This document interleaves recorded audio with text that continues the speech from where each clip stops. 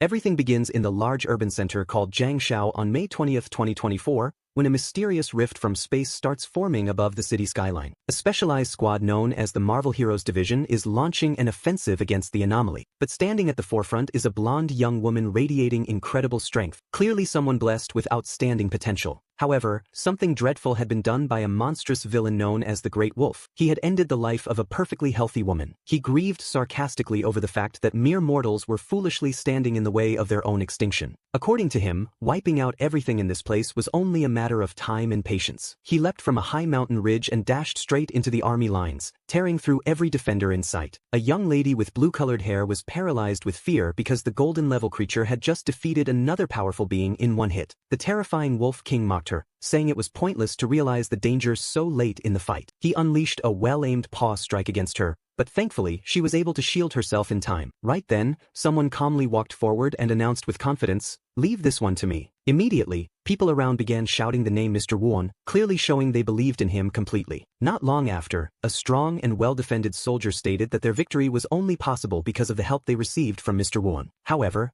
a man who appeared to be the commander across the table was anything but pleased. He expressed his concern that if things continued this way, defending Jiangshao would become impossible. He then declared that starting from that moment, every non-combat academic class at the school would be put on hold so students could focus only on martial training. Elsewhere in a classroom, a red-haired male student teased someone, saying the loser needed to train harder if he wanted to make it into a martial academy instead of relying on academic test scores. But the boy being teased didn't care and quietly replied that he just wanted to stay close to Yenran, clutching a small notebook as he said it. The moment I saw this, it became clear why he wanted to watch over the beloved Lin Yenran. She looked thrilled, eyes glowing with excitement, saying graduation was near and she hoped Su Bai would apply to a martial academy. Behind the red book was our mysterious lead, that messy-haired boy with an annoyed expression and only 15 kilograms of muscle despite being in high school definitely seemed like a true fighter in the making. The only problem was that his family didn't have much money, and he had never been able to buy any strength-enhancing products. Because of this, his physical appearance wasn't very developed, and he didn't possess any special talents either.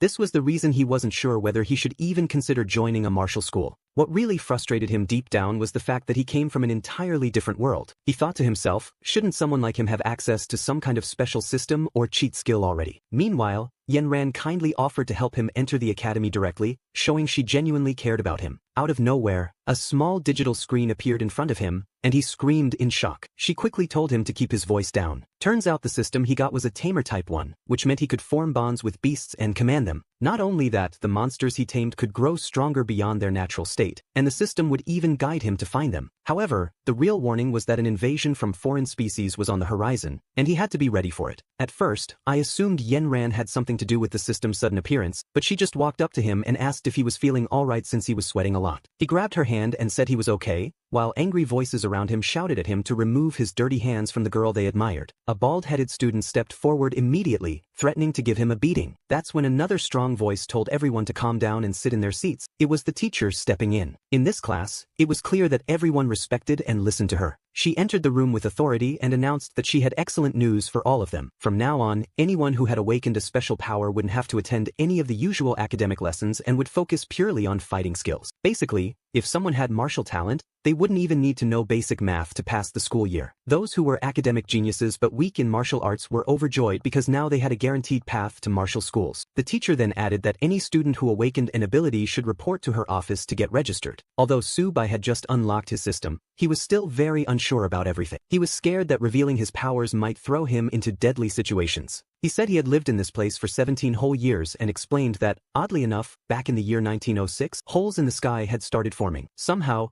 their version of 1906 had modern buildings and advanced structures, which made me think humanity in this world had really progressed far. With those space cracks came monsters. Some even landed with creepy tentacles, extremely hazardous to humans. These beings began murdering people everywhere. For 3 months full of chaos, the military tried everything and finally managed to wipe out the first batch of monsters. To stop any more from showing up, the authorities began sending people on nearly impossible missions through those sky doors. What they found on the other side were vast new lands that seemed endless. Because of that, armies from different nations came together and set up military bases within those alien territories. This marked the start of a new age for the people of Earth. Then on March 6, 1907, another rift appeared, followed by a third on May 7th, and then more and more after that. Eventually, these sky holes were all over the globe and each one led to a different race of beasts. Experts gave the name battlefield of the myriad races. At the same time, the appearance of these creatures on Earth made the planet stronger, which led to humans gaining superpowers. As conflicts increased, normal weapons started losing their effect, and people with new abilities became the world's last hope. And so, this ongoing war against other races continues even now. But the city of Jiangshao is facing the worst danger it's ever seen. Luckily, the boy's system finally activated, which meant he now had a real chance of keeping his loved ones safe. Having made up his mind, he decided that the first thing to do was enroll in a martial academy. The issue was he only had 2,000 yuan saved up and wasn't sure if he could even survive out there. He entered a nearby shop, remembering that the system was supposed to automatically search for compatible creatures for him, but so far, there had been no alerts or any helpful signs. He told the shopkeeper that he was a beast tamer and asked if she had any monsters for sale. She instantly showed him a black cat, calling it an ordinary beast, but explained that it carried blood from a nether cat, which meant it could evolve up to the silver stage. That made its price 36,000 yuan. She also mentioned having a 4-eared wolf cub that was available for 33,000 yuan. As he kept browsing the shop, he noticed that the prices just kept increasing. When the woman turned back around to ask if anything caught his attention, he was already gone. On his way home, he kept thinking about how ridiculous the prices were and how suspicious everything seemed. Just because some creatures had monster ancestry didn't mean they should cost that much. When he reached home, he greeted everyone. Right then, a new screen from the system appeared, suggesting he tame a turtle. He found this a bit weird because the only turtle he knew of was the one his father kept as a pet. He went to the aquarium and saw the turtle lying there all twisted and sick-looking, flipped on its back. He couldn't understand how a weak creature like that could help him become a powerful martial artist. But with no money and no other choices left, he said,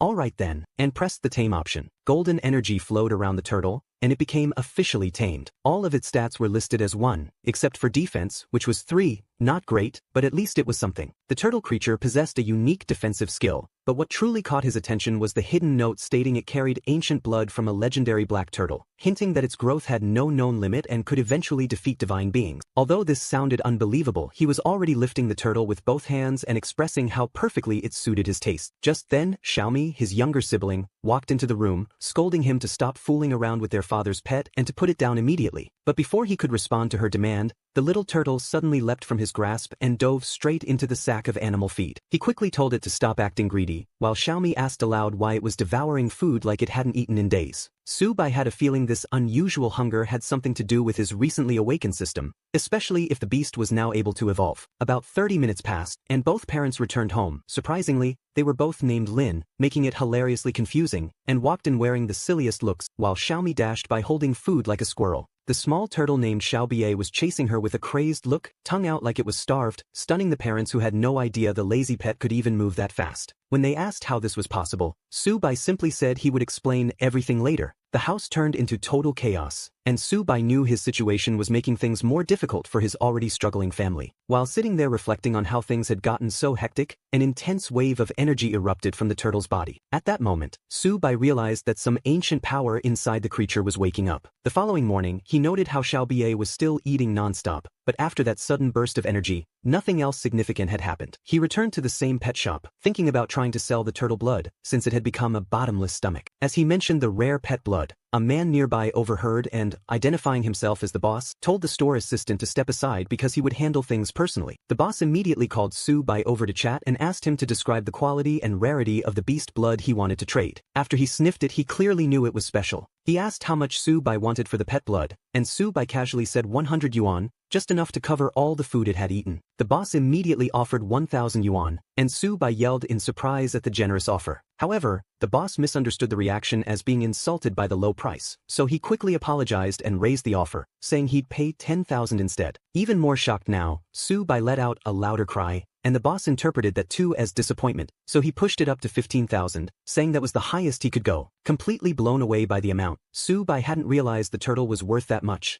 and he could barely keep himself from grinning as he agreed to the deal. Now walking away from the store, the boss told Su Bai that if he ever found another special beast, he should definitely bring it back there, as he sell beast blood. Right after that, Su Bai received a phone call from his instructor, who told him some academy results had been published. He was curious about what the results said, but the call was cutting out due to poor reception. Suddenly, the system popped up a warning that 3 hostile individuals were drawing close, less than 10 meters away, and urged him to be careful. Turning around quickly, he saw a group of tough-looking guys approaching, and the bald one immediately told him to hand over all his valuables or else. Trying to defuse the situation, humble Su-bai respectfully called them big brothers and explained that he was broke and only came there to sell, not buy anything. One of them called him a liar, saying he claimed he had money earlier, and threatened to teach him a lesson. Inside, Su-bai was filled with regret, thinking that if he were a real fighter, he wouldn't be scared of these thugs. Then the big twist hit, and the little guy was still in Su-bai's hands. Grateful he hadn't actually let go of the pet, he immediately launched the beast right into the bald guy's head. The attacker blocked the turtle using his mace, but at the same time let out a loud yell. Su-bai had kicked him square in the groin. The other bullies shouted for their leader as Su-bai began sprinting away, clutching Xiaobiei and asking if it was okay. They tried to surround him again, but he remained calm, using the turtle to smack one guy under the chin with a shell-powered uppercut. He then swiftly dodged another incoming strike and clobbered someone else on the neck. Even though Xiaobiei took a direct punch during the scuffle, the fight continued as Su-bai grabbed one attacker's hand and slammed it into another's face. It might not be the typical image of a tamer using their creature,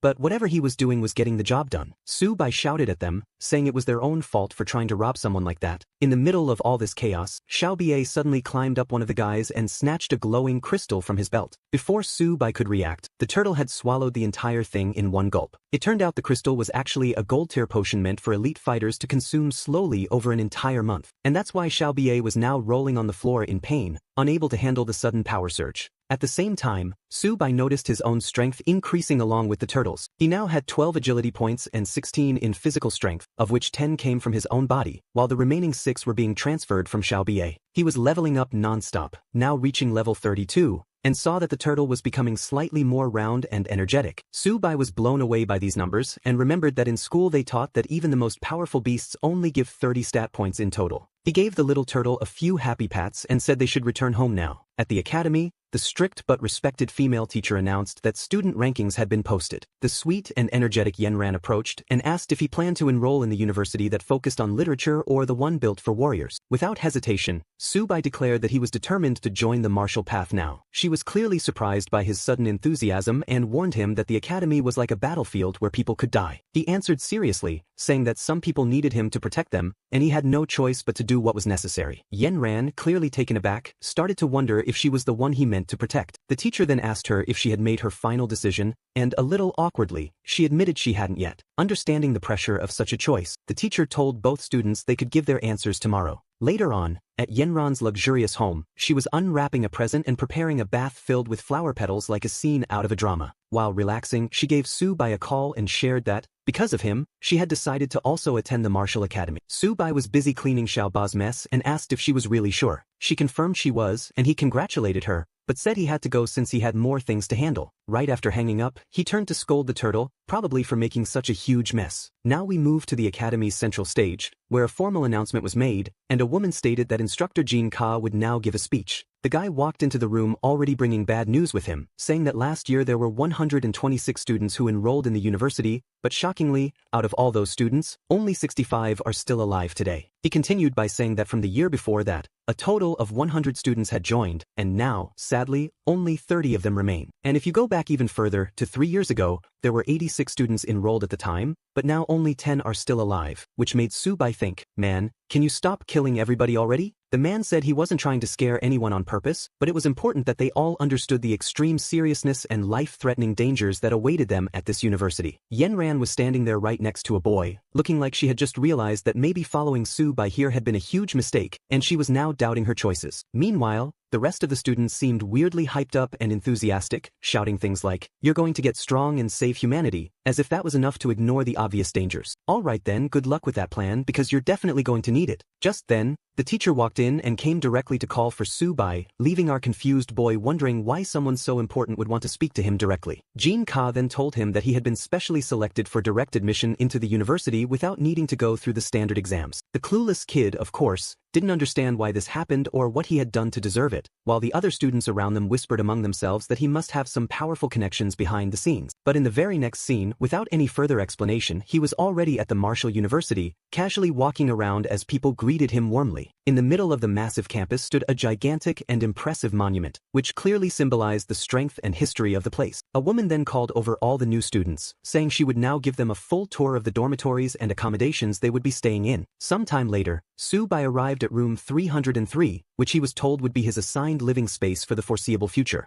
Inside the room, a red-haired guy was already talking about how his father had somehow managed to acquire 3 drops of blood from an extremely rare and valuable beast. Just then, Su-bai showed up at the door, introducing himself and offering a friendly greeting to everyone present. The only question now was whether these guys were going to be cool and friendly roommates or just total jerks. The red-haired guy introduced himself as Hang Jae Gang and gave Su-bai a warm welcome. And since all of them looked like complete goofballs, we already knew they were going to become good friends eventually. The big and muscular guy introduced himself as Tae Jun, and the bald one said his name was Fan Chowan, rounding out the trio. Jae-jun told Su-bai to relax and not bother with formalities and even invited him to come and check out the beast blood they had. The guys started saying that the blood was exotic beast blood they had bought from the city of Wang, which finally made everything click. It seemed like what Su-bai had sold the other day might have actually been his own beast's blood, and now he was starting to wonder if that was exactly what happened. Jang was bragging proudly, saying that a single drop of that kind of beast blood was worth over 30,000 yuan, which meant that the vial he was holding was worth no less than 100,000 yuan. Poor Su-bai just realized, with a sinking feeling, that he had totally been ripped off when he made that earlier sale. That's when everyone suddenly started shouting and pointing out that a goddess had just arrived at the dorm building downstairs. A woman's voice could be heard yelling that this was the men's dormitory, so they wanted to know who she was looking for so loudly. All the guys in room 303 had their faces completely stuck to the window, eyes wide, saying that a new goddess had appeared out of nowhere. So who was it? Man, it turned out to be that girl from Yanghai who was looking for our boy Su-bai, and she was calling his name loudly for everyone to hear. She was yelling out Su-bai's name again, telling him to come out immediately. She even said loudly that a beautiful girl was looking for him, drawing more attention from everyone around. With that, our boy waved goodbye to his stunned roommates, who were now left wondering if a demigod had just joined their crew. Downstairs, she told him that he looked really cool and handsome in his new Marshall University uniform. She immediately reached out and touched his shoulder, commenting that he looked way too handsome for his own good. This girl definitely knows how to play the game. Meanwhile, the entire university seemed to be throwing cans and bottles at our boy from the windows in pure jealousy. From that angle, the girl looked absolutely huge, like a towering goddess, and she asked him if he was mad that she got in through direct admission too. Now it all made sense. She clearly pulled some strings to get in because she's loaded and has connections. Su-bai said it was fine and that he had actually planned to take the entrance exam himself, but was pretty sure he would have passed anyway. He even reached out to pat her head affectionately, showing how close they were. That's when she handed him some high-grade cultivation items, saying they would help him during tomorrow's entrance exam. And even though Su-bai said he didn't need all that stuff, she had already turned to leave, telling him she hoped he did great in the exam tomorrow. By now, the entire dorm building wanted him dead out of jealousy. As soon as he walked back into the room, the guys were acting totally different from before. They sat him down in a chair, started giving him a massage, and said he was absolutely incredible and clearly the pride of the entire dorm. Jang cut straight to the point, saying that if Su-bai was friends with that goddess, she must have other beautiful friends too, and he better introduce all of them. Since it was their first day as new dorm brothers, they were planning to go out for dinner that night, and Su-bai didn't even get a chance to say no because the guys were already leaving and saying they'd be waiting for him. He pulled Xiaobiei out of the bag and thought to himself that these guys were totally nuts, but he was curious to see what Yenran had brought him. It turned out to be a blood-strengthening item, which once again was perfect for Xiaobiei to consume. A bit later, he was thinking that the restaurant they were headed to looked way too fancy and luxurious for a bunch of students. But Jing said it was a day to celebrate, especially since they had just gotten into Marshall University and met some amazing brothers. Our boy then explained that he used to go to school with Yenran,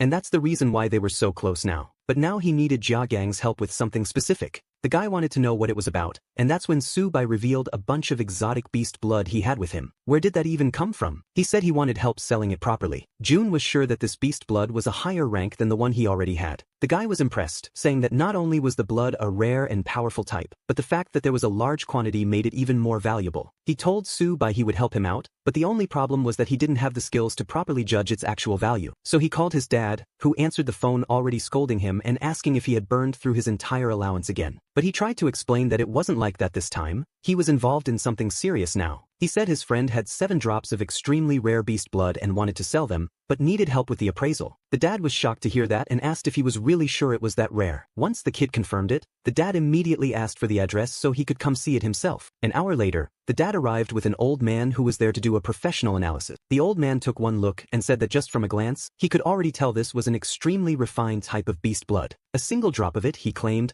could be used to craft a very high-quality pill. The father asked the old man if he wasn't exaggerating, but the elder insisted he wasn't because he was using the best instrument available and had tons of experience in this field. He said the stuff was worth a huge amount. Jang complimented our boy, saying he never expected someone like Su Bai to be walking around with a treasure like that in his pocket. Now the old man wanted to know how much Su Bai wanted for the beast blood. Su Bai said he knew there wasn't a fixed price for something like that, and all he really needed were pills and elixirs to help him grow stronger. Jae Gang's father said that since Su Bai was his son's friend, he wouldn't scam him. He offered to take the 7 drops and, in exchange, give him 14 bottles of a powerful ki-enhancing medicine. On top of that, if Su Bai ever wanted, he could even join the Hang family, and in the future, they could supply more resources to support his cultivation journey. But Su Bai, completely unbothered, just refused and said he was good and not interested in joining any group or family right now. The guy tried to insist again, when suddenly someone in the room shouted that he didn't want to. Man, it was our girl Yenran, wearing an outfit even better than the one before, loudly declaring that Su Bai was not joining any other family. The overpowered beauty even asked if they didn't hear her clearly the first time. Everyone in the room looked confused,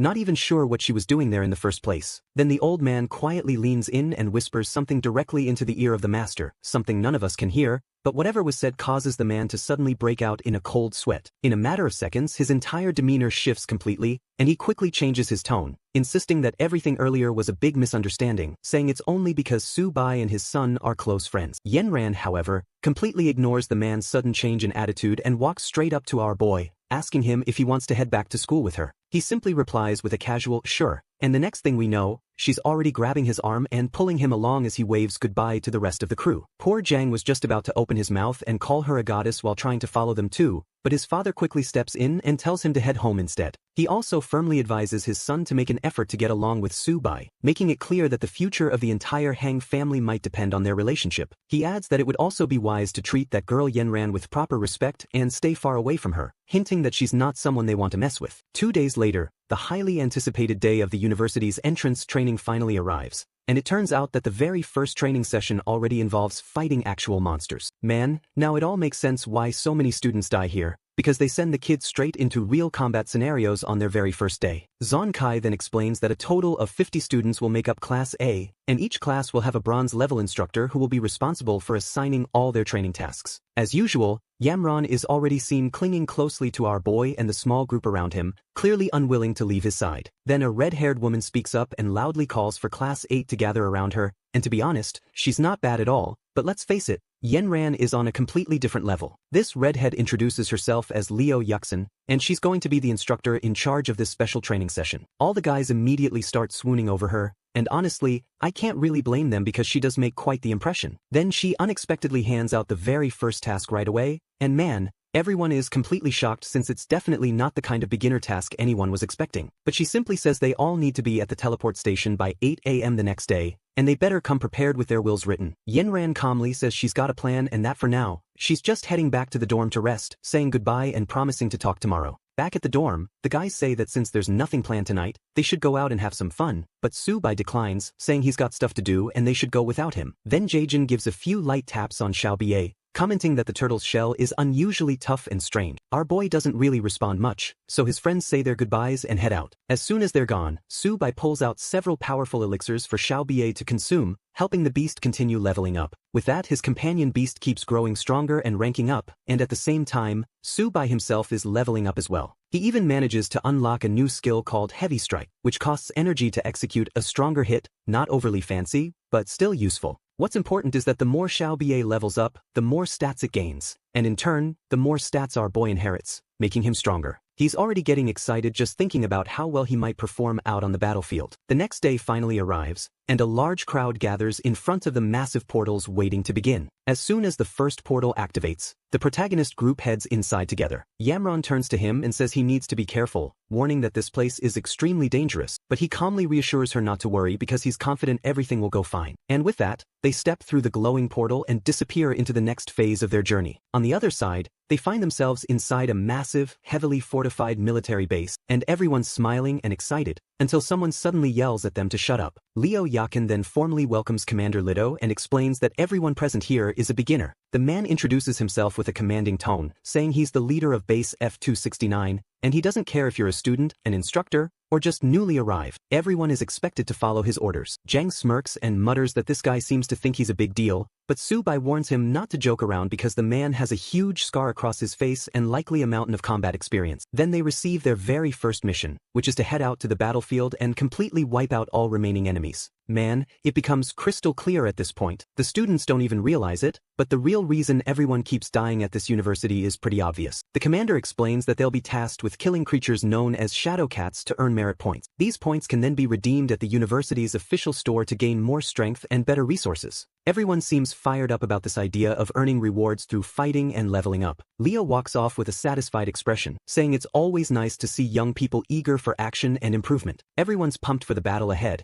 including Su-bai, though he can't shake the bad feeling in his gut that something dangerous is coming. On their way to the combat zone, they start passing by other people who are missing limbs, eyes, or worse, and the terrifying part is that all of them were injured by the so-called shadow cats, which are supposedly the weakest creatures out here. Yeah, this world isn't just tough, it's straight up hardcore, like it's permanently set on maximum difficulty. At that moment, Yuxin orders everyone to shut up and stay focused, telling them to keep following her closely. Then Yamron turns to the boys and says she wants him right beside her at all times, glued to her side, because she refuses to let anything happen to him. A soldier standing up on the massive front gate then announces that they've successfully taken down 35 creatures today and will now await the captain's next orders. He then commands the gates to be opened, and Yuxin tells everyone to prepare themselves for what's coming. Leo personally leading the group is an incredibly rare opportunity, which means this mission is no joke. Outside the gates, everything is already total chaos. Wolves are charging, tanks are firing, and a brutal war is clearly underway. One of the guys turns around to greet Leto, but the captain brushes it off and tells him to skip the formalities and just fall in with the training squad.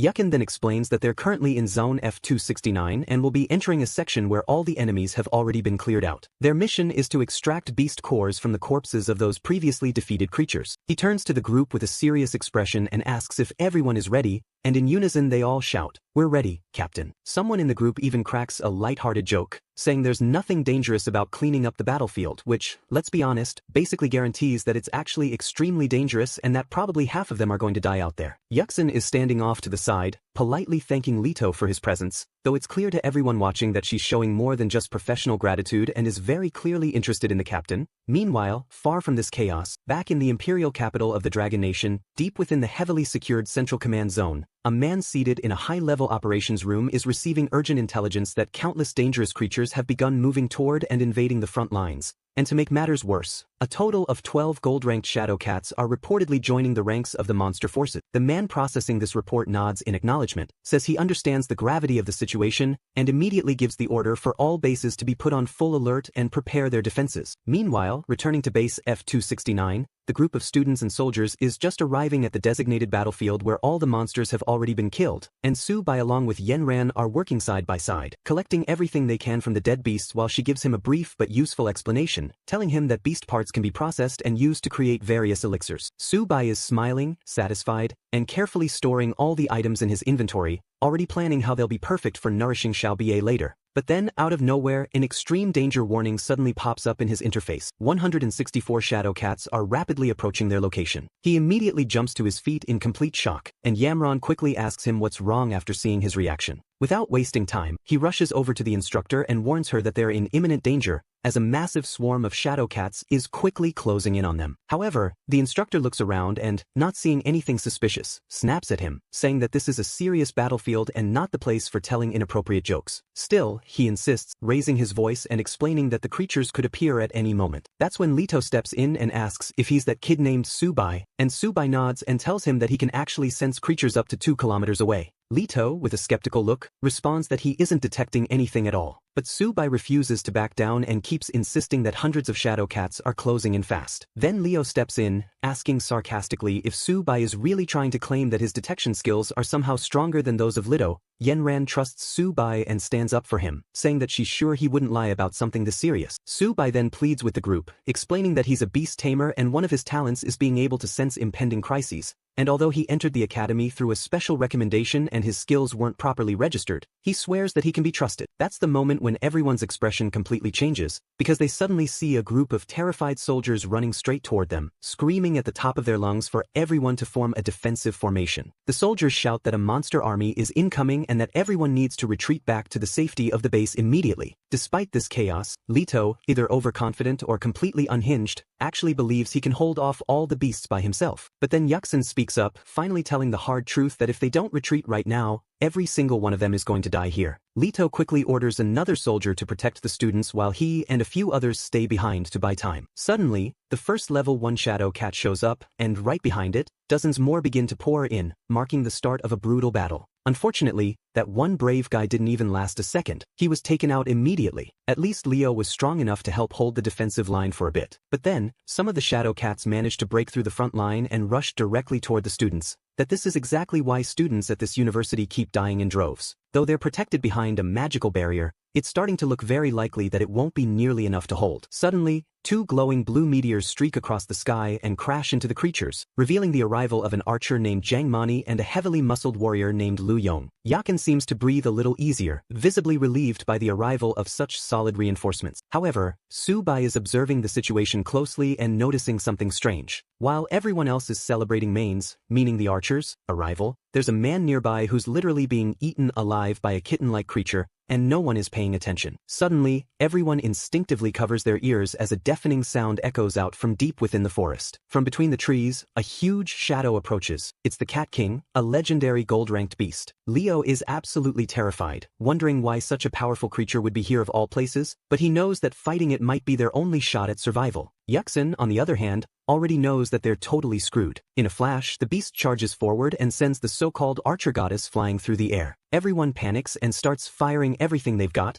but the monster charges again, this time heading straight for Leto. But then, something unexpected happens. A clean strike lands on the creature's cheek. It's Xiao Bie, who had been summoned right in the nick of time. Everyone stands frozen, utterly confused, but Jagging immediately recognizes the turtle. Su Bai steps forward, realizing how strange Xiao Ba's arrival was, and introduces himself formally as a beast tamer, declaring that Xiao Bie is his creature. The plan is for everyone else to hold back the remaining monsters for a while so that he can focus on trying to take down the king himself. Yenran is overwhelmed with emotion as she watches Su Bai's little turtle charge into action, and man, our boy looks completely confident as he sends Xiao Bie straight into the front lines, all by itself. Leo, still stunned, didn't expect the kid to have such a powerful beast under his control. Yakin then shouts an order, telling everyone to take advantage of the current distraction and finish off the remaining monsters before turning back to help Su Bai. The big problem now is that Xiao Bie is quickly overpowered and pinned to the ground. But then something completely unexpected happens. Leo didn't know this, but this turtle isn't just any ordinary beast. When the Cat King goes in for a direct attack on the turtle's shell,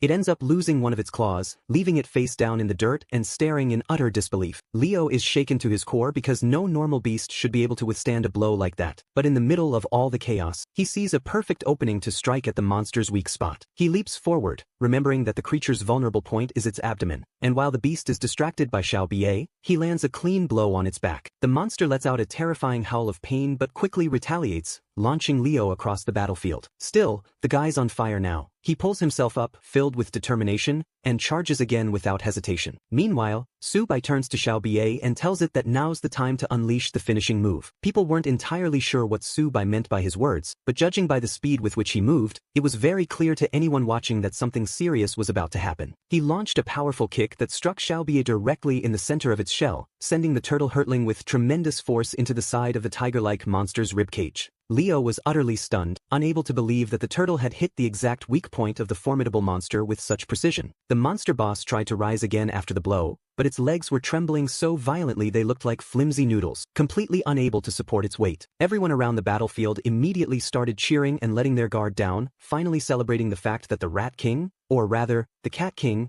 was officially dead. Yenran, who was overwhelmed with emotion, ran in without hesitation and threw herself at Su Bai in a powerful and joyful hug that nearly knocked him over. The surrounding crowd was utterly amazed, loudly expressing their admiration and amazement, throwing around compliments, and even joking that they wished they could own a turtle like that themselves. But Su Bai, caught up in all the attention and excitement, got distracted and failed to notice that Xiao Bie had already taken the boss's golden crystal into its claws. Before Su Bai could react or say a single word, the little beast had already gobbled it up in one quick motion, and as a result, the sky above them suddenly began to shift and darken ominously. Far away at the base of operations, high-level instruments detected a massive and fast-approaching wave of monsters headed toward their location. That red-armored guy, Wuan, urgently reported the development to the general, emphasizing that reinforcements needed to be sent immediately to that zone. He warned with growing panic in his voice that they had, at most, a 20-minute window before everyone stationed there would be overwhelmed and killed. The general appeared visibly shaken, fully aware that if that forward base was lost, the safety of the entire city behind it could be at risk of total collapse. Then suddenly, a massive eye manifested in the sky above them, coldly stating that the human race was ignorant and foolish in their actions. The eye slowly descended down to the boss monster's remains and ominously declared that they had dared to kill his child and would now suffer the consequences. The monster's body was immediately engulfed by the entity, leaving everyone standing frozen in disbelief, unable to process what was happening. Su-bai received a new warning message from his system, flashing a bright red alert that declared they were in extreme danger. Right after that, the new creature appeared before them, an unholy combination of cat, tiger, goat, and dragon. Yeah,